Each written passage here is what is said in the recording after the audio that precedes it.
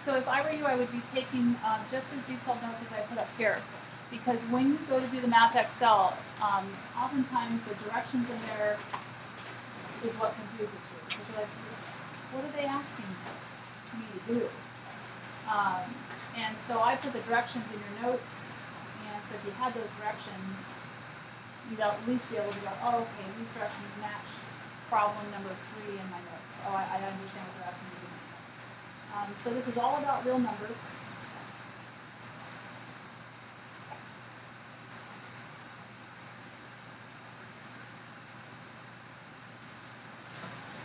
I'm just going to jump into examples. The first 4 took a lot longer than the last 4 or so. So example 1, oh, and remind me when I'm done to show you how to get your password for your PD learners email out of your Infinite Campus, especially for those of you who are brand new to PD. I'll do that when I'm done. Example 1, determine the decimal form of, and this one seems like it should be an easy question, and it is, but it's really a lesson in how do you read your calculator. So I'm going to give you 3 examples in this. They're all fractions. So determine the decimal form of, you're going to determine is it a terminating decimal or repeating decimal, because if I give a fraction, fractions by definition are rational. Rational versus irrational. Real numbers are one or the other. If it's a rational number, by definition, it can be expressed as a fraction, and all fractions can be expressed as a repeating or terminating decimal. Irrational numbers are like pi up there on my wall, where it's non-terminating, non-repeating. It does not have a repeat pattern that never ends. Those cannot be expressed as a fraction. So the fact that I'm putting a fraction in here, 1/16, implies it has to be repeating or terminating, one or the other. Sometimes it's quite obvious in your calculator, sometimes not so obvious. So I'm going to put in 1 divided by 16. Repeating or terminating? Terminating. So we are going to put a straight equal sign. Sometimes we'll put a squiggle. You'll see why in a minute. 0.0625. So that's 625 with 4 decimal places. What power of 10 has 4 zeros? 10,000. So this is 625 10,000ths with a TH at the end. And its decimal form is terminating. That's really what they wanted. That's not so hard. Then, part B, how about 55 divided by 27? So you put that in your calculator. Terminating or repeating? What's the repeat pattern? 037, right? And so that also gets a straight equal sign. And you got 2.037. The repeat bar goes all the way over the 0, the 3, and the 7. Make sure it's quite clear what numbers the repeat bar goes over. If it's even remotely sketchy, it'll get marked wrong. So just make sure it's very clear. That's all over that 7. And so this, because of the bar, is a repeating decimal. So those are obvious. The last one's not so obvious. I'm going to put in 1/17.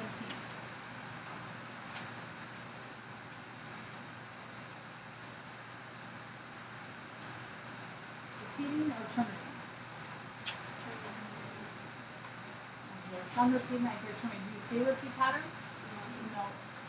It's very long, so it could be conceivable you could think it's terminating. But it's hard to tell. I don't know for sure. So here's what you're going to put. You're going to put a squiggly equal sign to imply that we are rounding, because I don't know that this 4 is the end of the decimal. No idea. I'll show you how I will know in a minute. So I'm going to write down all of that because nothing said to round to any particular decimal place. So 0, 5, 8, 8, 2, 3, 5, 2, 9, 4. So that's an approximation to my knowledge because I cannot tell you whether it's terminating or repeating. It's a 50-50 guess at this point. So you're going to write yourself a note. It's hard to determine whether it's, I'm going to abbreviate here, terminating or repeating. You can't make a determination unless using long division, which I wouldn't have to use long division on a test. I'm just going to tell you that right now. So using long division, so if I took 1.000000000000000, however many zeros I would need, divided by 17, and I did long hand division, this is what I would have gotten. 0.0882352941747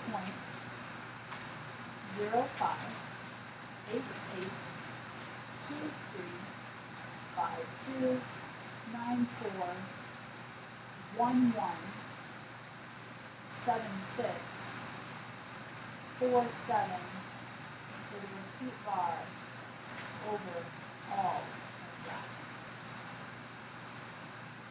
You would not have known unless using long division. By the time you hit this 7 here, then the next number after that would have been a 0, and then a 5. By that time, you start to realize that, oh, now it's starting to repeat in this pattern again. And you can probably stop at that point. But that's the only way you would know for sure. So what kind of decimal was this truly? This is really a repeat.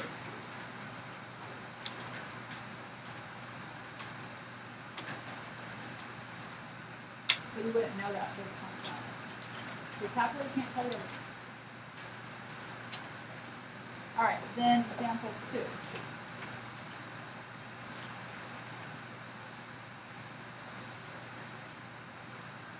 Describe and graph.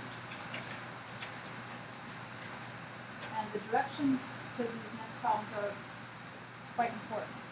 So write them down. Describe and graph the interval of real numbers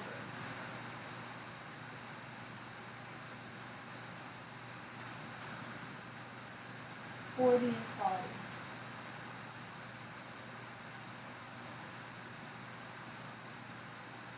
And then this is what your homework should look like too while we're at it. Yes. Oh yeah, well, describe and graph. I think I said it, but didn't write it. Thank you. Describe and graph the interval of real numbers for the inequality. Thank you. Plus, when you come in for help in the morning or here during class, if you don't have the directions to the question that you're looking for, I may not be able to answer it. Because they don't correspond to the questions in the book. Some of your questions in the book, they don't correspond. Question 1 is not question 1 of the textbook. So A. We have X, a less than symbol, and then a 3. So when you describe, you have to describe in words. Most of you are not going to describe this correctly in words. You're going to say X is less than or equal to 3. A lot of you. What's wrong with that? Okay. X is less than 3. What's wrong with that? What does that mean? What values could X be? And what's any number that you can think of? What's the number set for any number that you can think of? What is it? It's on your paper. Real numbers is the biggest number set there is, right? So, and we're going to be really picky about this because I'm going to ask you which numbers? Integers less than 3, rational numbers less than 3, negative numbers less than 3. I need to know exactly what. So it's all real numbers.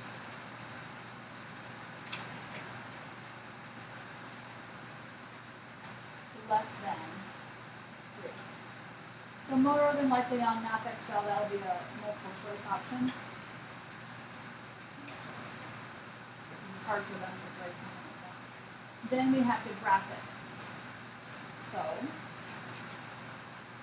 when you graph it, make sure that everything is nice and equally spaced out according to your scale. That's what's so nice about your grid lines. 3 is called a boundary point. You want to make sure that that boundary point is on your number line, because that's the most important part. This only has one boundary point, so I'm going to label every other number on my number line. Now here's something that may or may not be new to you. It depends on who you had for a teacher last year and what they emphasized. In pre-calc, we use a lot of what's called interval notation. So in Algebra 1-2, your first year of algebra, if I were going to graph this, I would have graphed at the boundary point of 3 an open or a closed circle. Open. Why open? Because it's not equal to, right? So and you might want to write this up here, we had an open circle in Algebra 3-4 for less than or for greater than symbols, and so this was open. Well, in this course, we tend to like on the graph, we tend to like for open circles, parentheses. And actually, I'm going to do it this way. Because the less than, and you'll get used to this, the less than will be actually an opening left parentheses, and the greater than will be an opening right parentheses. You'll see why in a minute, and you'll see how you can figure out which it is in a minute. The more of these we do, it's going to start to sink into your brain. So parentheses mean open circle, less than or greater than symbols. Your closed circle related to less than or equal or greater than or equal to signs, and that was closed. For our purposes, instead of parentheses, we're going to use brackets. So brackets opening left or brackets opening right.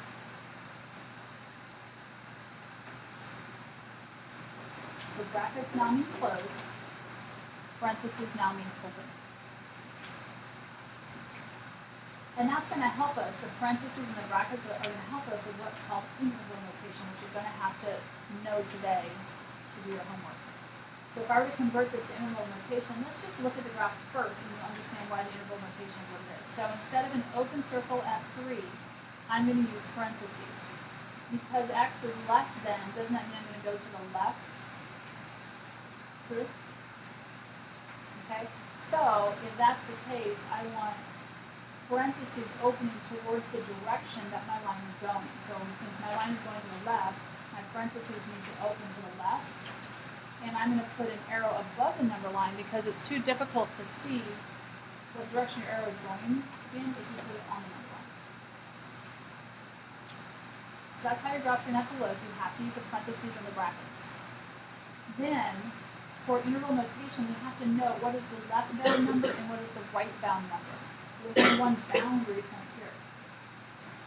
What's the smallest number that this goes to? What kind of infinity? Negative infinity.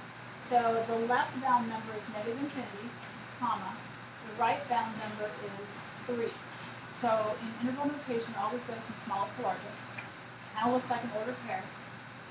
And then infinity, 100% of the time, will have a parentheses around it. The 3 has a parentheses on this side because it's not included in the boundary. The parentheses mean that we start at 3, but not exactly at 3, as close to 3 as we can to the left of it, and we go all the way through negative infinity. And that's what your graph is showing. Notice that for this 3, we have a parentheses opening to the left, and isn't that what this parentheses looks like here? These will be the same. So they should agree. We'll keep looking at that. It'll get better, trust me. Alright, so look at B. B, we have a sandwiched inequality, -1, less than x, less than or equal to 4. This one, we're fairly picky about how you use your words. This time I have 2 boundary points. -1 and +4. You cannot say x is. What is x again? All real numbers. So this represents all real numbers How are you going to say the rest of that? Between negative 1 and 4, right? So all real numbers between negative 1 and 4, comma. You should add something else here. You're not quite correct yet. If I said to you, when you go to this class, let's say I said to you, okay, you can choose any seat you want to in between Susie and Sarah. I'm not saying that you guys are Susie and Sarah. It's been my example all day. So between Susie and Sarah, would you sit in Susie's or Sarah's seat if I use that wording? No. But if I say you can sit in between Susie and Sarah's seat and you can choose Susie or Sarah's seat too, then you could sit in your seats, right? So here all you're saying is you're choosing real numbers between negative 1 and 4. You are implying that you are not including negative 1 and 4 when you just stop there. Are we including negative 1 according to the notation with the less than sign? No. So negative 1's not included. What about 4? Yes, 4 is included because of the equals to. So you have to say this plus one of two things. You can say excluding negative 1, and if you stop there, I would be perfectly happy. That implies that, actually, if you're going to say excluding negative 1, I would want you to say and including 4, only because this first part is assuming that you're excluding 4 anyway. So if you say excluding negative 1 and including 4, we're good, we covered all bases. You could have said just all real numbers in between negative 1 and 4 and including 4. Because it's implied that you're already excluding negative 1. But me personally, I like to play by all the rules. I would cover my bases and put all in so it's quite clear what you mean. Just a suggestion. Alright, so then we're going to graph it. So you have two boundary points. They need to both be included. They need to be scaled accurately apart. So you can't put negative 1 and 4 like 2 units away from each other. That would be not accurate.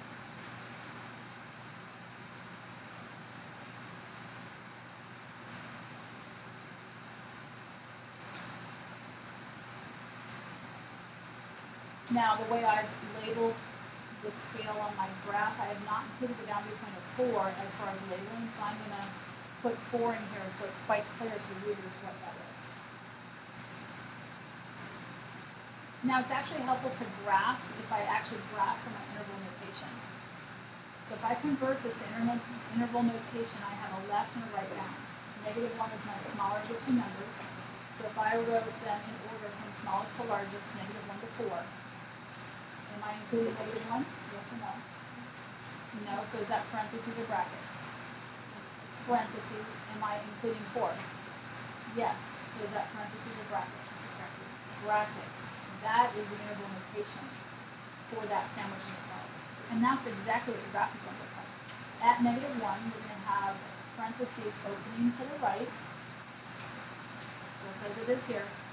And then at the 4, we're going to have brackets opening to the left. And then line in between to show all the amounts that would be in between those two value points.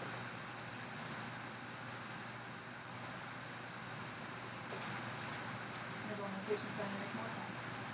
How many have seen this before? Only about half of you. Which again means that just means that teacher would discuss it with you, which isn't good or bad, which is good.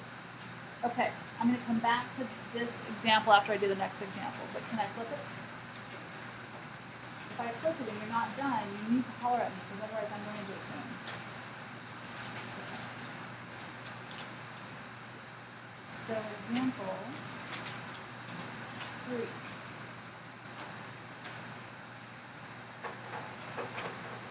Write an interval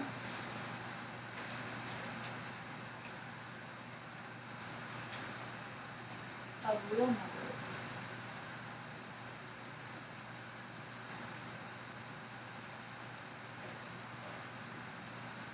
using inequality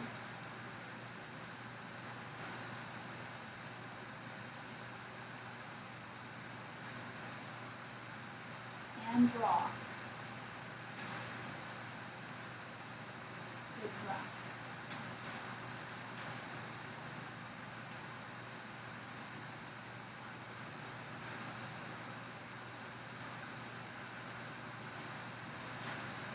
So we're going to do something a little bit in reverse of what the last question was. Last question we did an inequality, you had to come up with the words. This time we're going to give you the words, you have to come up with an inequality.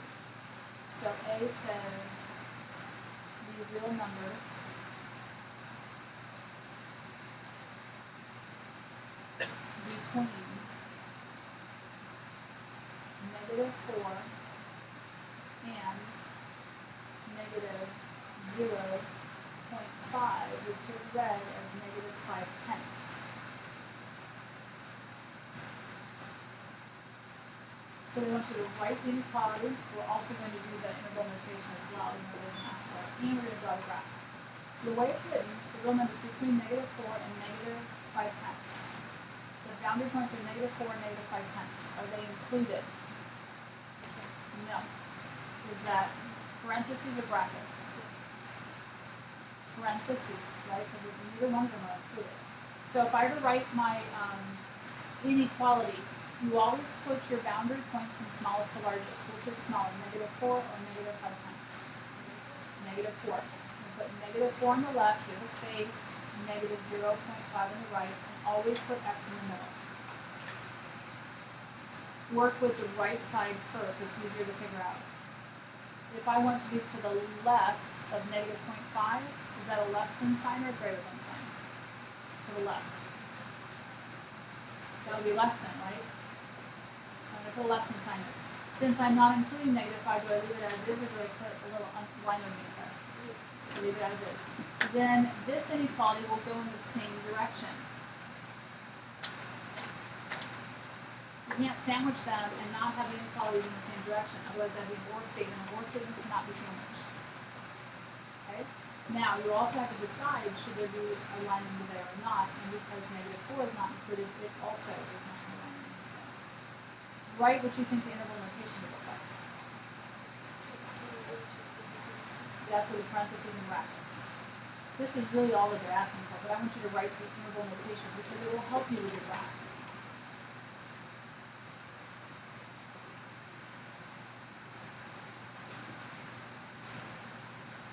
So your boundary point should be written from smallest to largest. And because neither are included, you use parentheses. Doesn't it look like an ordered pair? But it's not. Now we can graph it.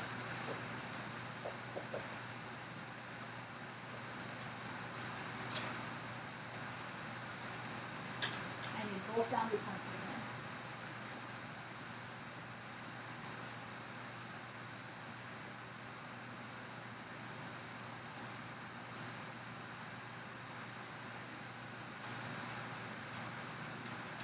I'm going to do exactly what it tells me to do here, but I don't have -0.5 here, and -0.5 is between -1 and 0. So I'm going to put a little hash mark in between those two values and write it down as -0.5 so that the reader is clear as to what that is.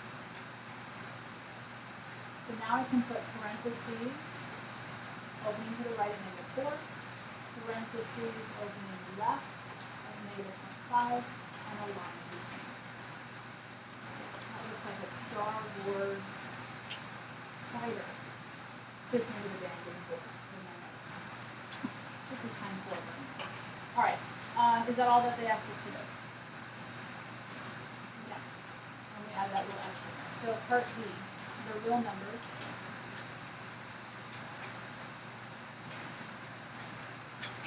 Greater than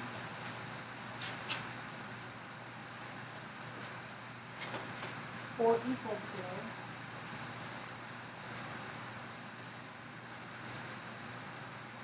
zero.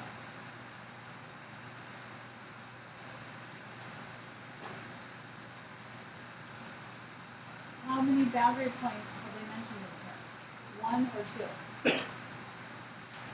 Real numbers greater than or equal to 0. There's only one number, isn't there? What number are they talking about? 0. Anytime you have one boundary point, 100% of the time you're going to have infinity or negative infinity as the other boundary point, if you want to call it boundary point. Does that make sense? So I have to decide, is it going towards negative infinity or towards positive infinity? If it's greater than or equal to, is to the right or left? right or left? Right. Greater than is right on the number line, isn't it? Numbers get bigger to the right. So is that towards positive infinity or negative infinity? Positive infinity. So which is smaller, 0 or positive infinity? 0. So let's go ahead and write our inequality. Real numbers is x, greater than or equal to, looks like that, and then 0. This is really what they were looking for. But our interval notation, 0 is smaller than positive infinity. Is 0 included in this? Yes, so bracket or parentheses? Bracket. What about infinity? What did I say about infinity 100% of the time? It is parentheses, so that's your interval notation. That helps us graph, with the exception of we don't put a parentheses in there for infinity. We only need one, well, we need more than just 0 and 1, so 0 tends to be in the middle since that's your value.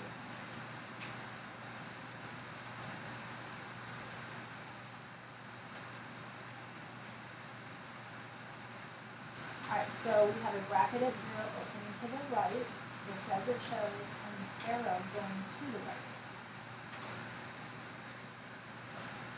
So you're feeling much more comfortable with interval notation, especially when it's not so bad. Alright, so let me review a little bit in the last question and this question before we hit the fourth and final big question. It's not your final question, it's the final big one.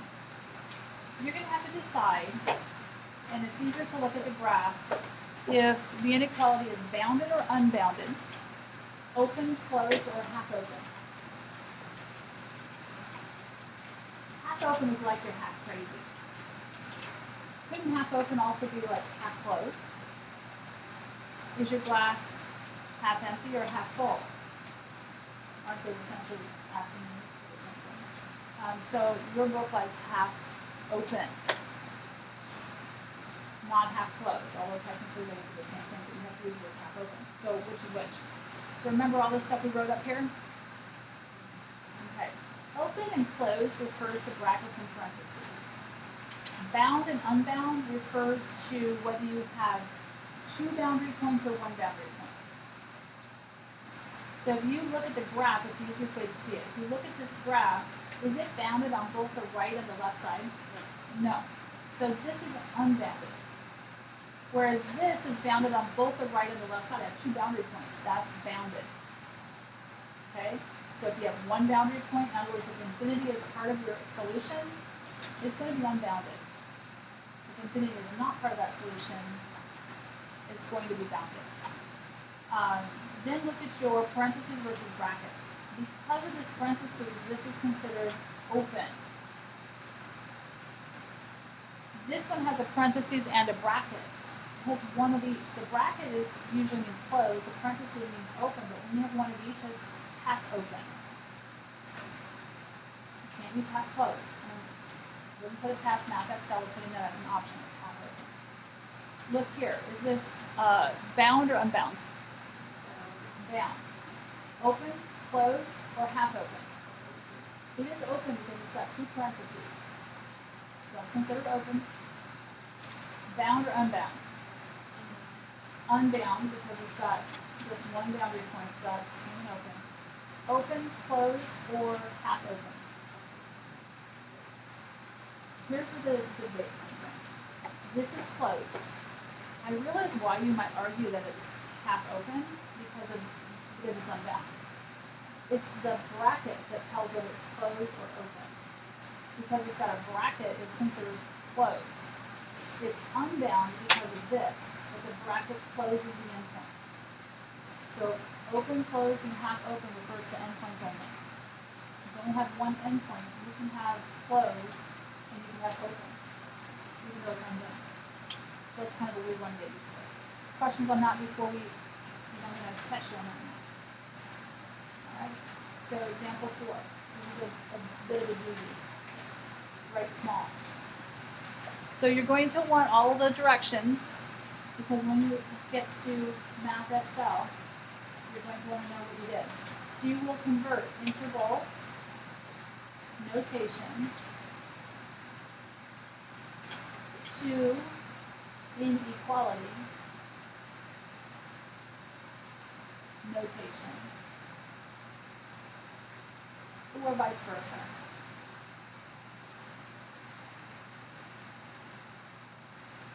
So they might give you inequality, you have to put it in an interval. They might give you an interval notation, you have to put it into an inequality. Then find the endpoints.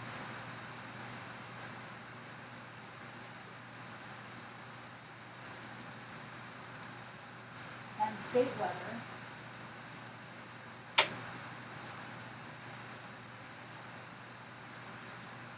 the interval is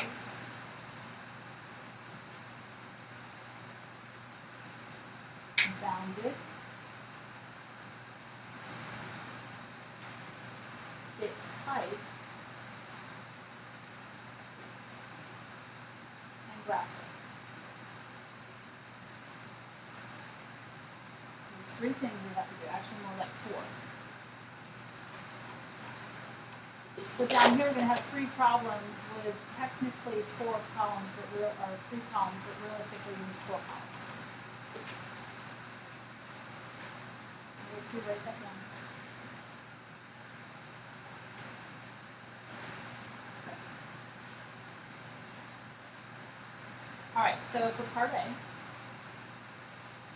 the question is bracket -6, 3, parentheses. The questions that we have to answer are degree bounded,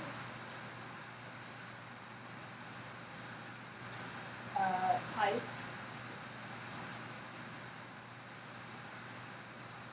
and graph. And we're just going to sketch the graph rather than be super accurate with it.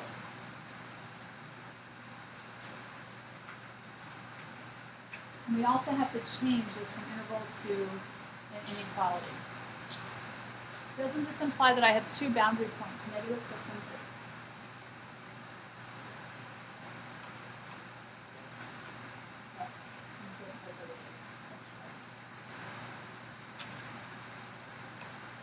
Alright, so to write your inequality, split them up, smallest left to largest right. So put your -6 on the left, the 3 on the right, and put your x in the middle. Start with the right hand side first. We want to be to the left of the 3 or to the right of the 3. If that's implying that I'm in between -6 and 3, but including -6. Don't want to be to the left of 3 or to the right. To the left. So isn't that a less than? Is it equals to? No. Then remember, this inequality will be the same direction. Do I include 6? Yeah, so there is an equals to on that one. So there's your inequality. Then let's look at the graph before we answer the other 2 questions. So it's much easier to look at the graph and answer the questions than answer the questions in the graph. So here we're just sketching it, so just put your boundary points in here, don't worry about the scale. Although I do know that 0 will be closer to 3 than not. And based upon my interval notation that they gave me, I have a bracket opening to the right at 6, a parentheses opening to the left at 3, and a line in between. Based upon that graph, is it bounded or unbounded? Bounded. Why? Because we have a beginning and an endpoint. Then is this open, closed, or half open? Half open because it's got one of each. So half open. That answers all the questions for A. Then let's look at B. So B has parentheses, -infinity, comma, -1, parentheses. How many boundary points do I have? Just 1. So I'm going to have an x and a just 1 being -1 and -1. So -1 is my boundary, and I must be going towards -infinity. So I'm going to the left of -1 or to the right of -1. -infinity is to the left of -1, isn't it? So don't I want to go less than? Am I including -1 with the parentheses here? No. So I don't put a line over here. This is the inequality. We're going to graph that inequality.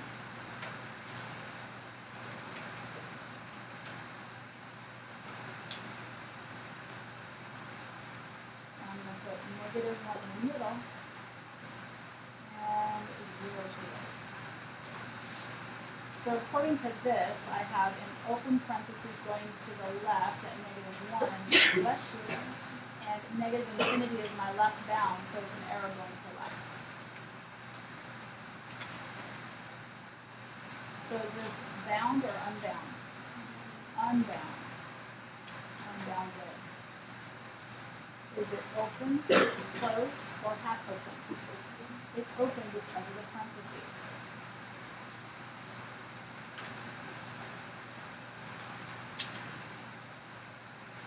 And then C, negative 2, less than or equal to x, less than or equal to 3. How many boundary points do I have? 2. Write them in order from smallest to largest, which they already are. So negative 2 comma 3.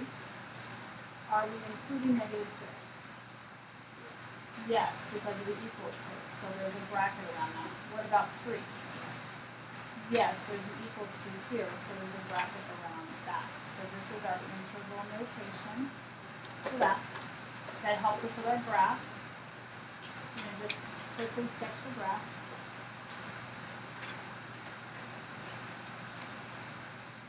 And I'm going to put negative 2, 0, and 3. So according to my interval notation, I have a bracket opening right at negative 2, a bracket opening left at 3, and a line over 2. And you're not crazy, the air conditioning is not working. Hot, yep. Bounded or unbounded? Bounded because it's got a right and a left start and end point, so it is bounded. Open, closed, or half open? It's closed because both are brackets, so it is closed. Questions on that before we fly through the rest? Not even fly. All right, here we go. Can I flip this? Anybody upset about it? You good? All right, so example 5.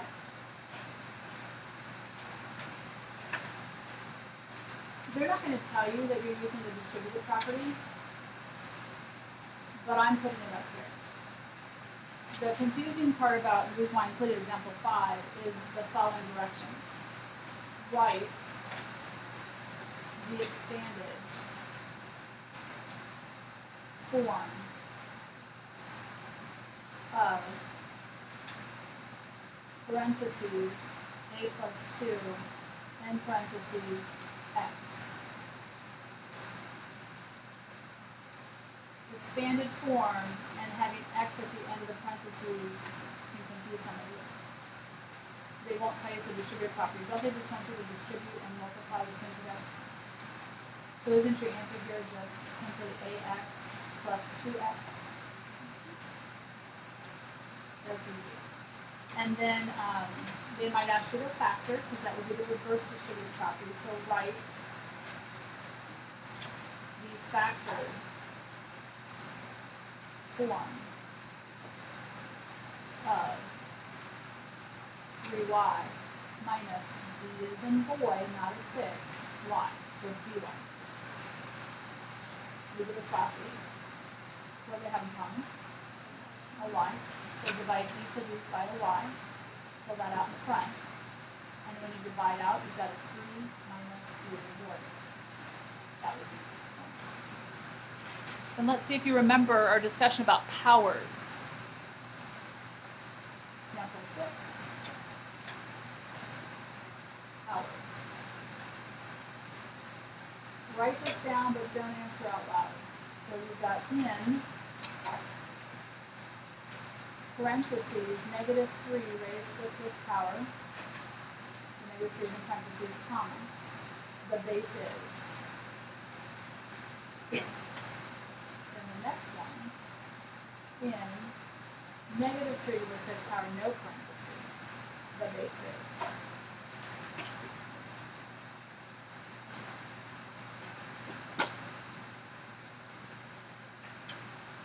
What's the base in A?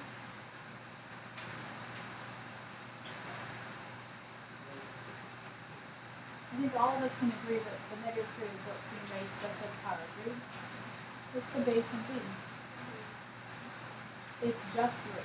This negative is not raised to the 5th power. It's read as negative 1 times 3 to the 5th. So if there are no parentheses, that negative is not raised to that exponent. Example 7.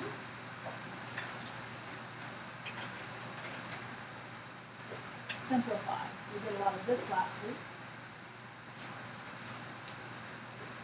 So I will zip through this as well. Exponents. Parentheses 2. A. B as in boy, cubed, and parentheses. Parentheses 5. A squared. B as in boy to the 5th, and parentheses. There is no power to a power, so we do not multiply exponents. You just want to multiply coefficient to coefficient, like base to like base. What's 2 times 5? 10. Now multiply the a's. This is a to the 1st, so multiplying like bases, add those exponents. A to the 3rd. Multiplying like bases, add those exponents. B to the 8th. V is u squared, v as in Victor, to the negative 2 divided by u to the negative 1, v as in Victor cubed.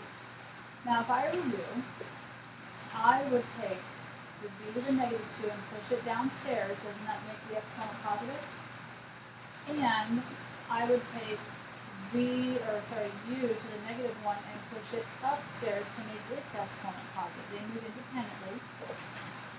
So here you would have u to the 1st, the u to the 2nd would stay, divided by, and then the v to the 3rd is going to stay, but you're going to move the v to the negative 2 down and its exponent becomes positive. Now all you have to do is multiply straight across, and you get u to the 3rd, you're adding exponents, v to the 5th. The final one on this one, and then I'm going to talk to you about scientific notation, is x squared divided by 2 to the negative 3rd. If you get a negative exponent with a fractional base, take the reciprocal of that fractional base first, which makes the exponent positive. Then you can raise the numerator to that 3rd power and the denominator to that 3rd power as well. So you get 2 to the 3rd is 8. Multiply power to power your exponents, you get x to the 6th. Then the last thing I have to say is about scientific notation, which I have all of 1 minute. But that should be easy for you. You're going to want to go onto my website and just print out the last page of the notes and or copy them down. Don't start talking. If you're talking, you quit listening and we'll stay after the bell. So I put in here that when you convert from scientific to standard, it's not about zeros, it's about directions. This tells you the direction that if you pack up, I'm going to stop talking and we will stay here after the bell. Thank you. I got a whole nother minute with you. So that means you're moving to the right 8 places, not 8 zeros. You're moving to the left 8 places, not 8 zeros. So I put that in there. Plus, when you go from standard to scientific, small numbers, which is 0 point, get a negative exponent. Big numbers get a positive exponent. The last thing before you go, they do not want you to crack out your calculator right here and throw that in there. They want you to convert them to scientific notation and then use your exponent rules. When multiplying like bases, you add the exponents. When dividing, you subtract. So don't use your calculator, use your brain. You're off. Come with questions tomorrow.